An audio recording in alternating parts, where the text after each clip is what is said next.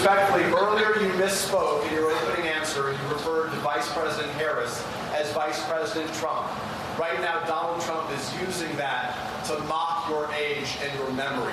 How do you combat that criticism from tonight? Listen to him. Peter, you can pick it up from there. Your thoughts. You were there for every moment of that. What do you think?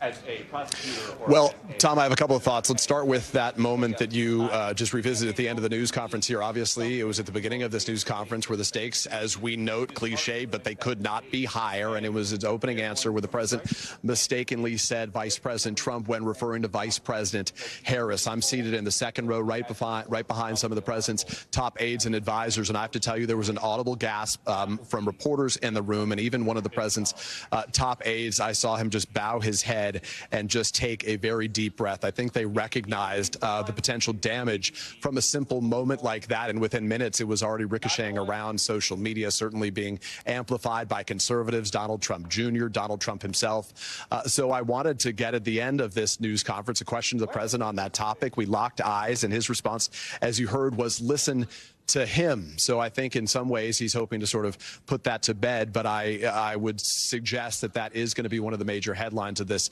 one of the moments from this that people will be talking about tomorrow and in the days ahead. I think you have two things to think about here. First, performatively, the president, absent that gaffe, I think most people will say he performed pretty well. I'm hearing from a Biden aide already saying if this Joe Biden had showed up at that debate 2 weeks ago, they wouldn't be, in this aide's words, in the mess that they are in right now. But substantively, I think a lot of people will feel also, those of his supporters, those Democrats in particular, like he demonstrated a deep understanding about the complexities of foreign policy, talking about China and Israel, Hamas, Gaza, and Russia and Ukraine. So I think there's going to be a little confirmation bias. If you think he needed to step aside, it's likely you still believe that. If you think that he has what it takes to be president for 4 more years, I suspect you probably feel that way as well. I will say that I heard from a top Democratic aide just as this news conference wrapped up. They were responding to my specific question to the president. And I asked them if this changed anything, and they said simply nope. They said it will not be enough to satisfy those House and Senate Democrats who were prepared to come forward saying that President Biden should step aside. And already, I didn't get to hear the top of your conversation, but already we are now hearing from another Democrat, Connecticut's Democrat Jim Himes, the House Democrat, saying immediately after the news conference ended that he believes that Joe Biden should step aside, should allow there to be another nominee. So clearly this did not stem the tide of Democratic defections. Tom? Peter, I think sometimes it's important to pause, right, and explain to the viewers the process. We're used to this, right, because we cover the president.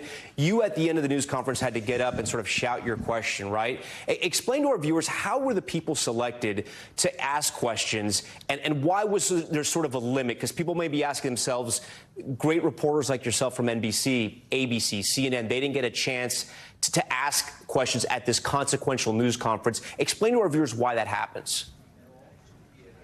Well, I mean, there were probably 100 reporters in here, so I recognize that not everybody's going to get a chance to ask a question. Certainly, I would have liked to and ultimately got to at the end here. But generally, pulling back the curtain, the reporters ask the White House. They say, I'm going to be in attendance and I'd like to ask a question. And the White House decides for itself who's going to get those questions. And you likely don't know until the president calls on you. So reporters like me have to be prepared either way. I do think the questions did address a lot of the major topics that needed to be addressed in the course of this. The president at the very end seemed to leave the door open to the possibility of stepping aside if he was shown evidence that Kamala Harris could beat Donald Trump and that there was evidence that he could not. He then dismissed that, saying that that's not going to happen here. But, you know, the president did speak for, what was it, roughly an hour, perhaps a little more than an hour tonight in this news conference. If this was an effort to try to demonstrate stamina, I think on that front, after a very long several days dealing with world leaders here at the NATO summit that he is the host of, I think he'll satisfy issues that may have related to the topic of stamina. But I do think,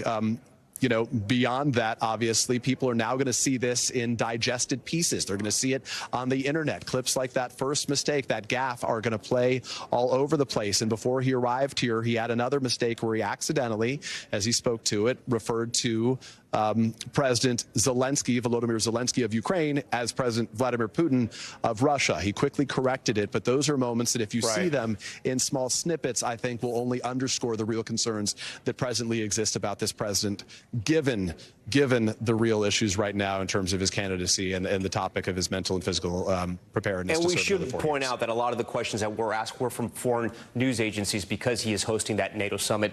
Peter Alexander, phenomenal reporting. Thanks for watching. Stay updated about breaking news and top stories on the NBC News app or follow us on social media.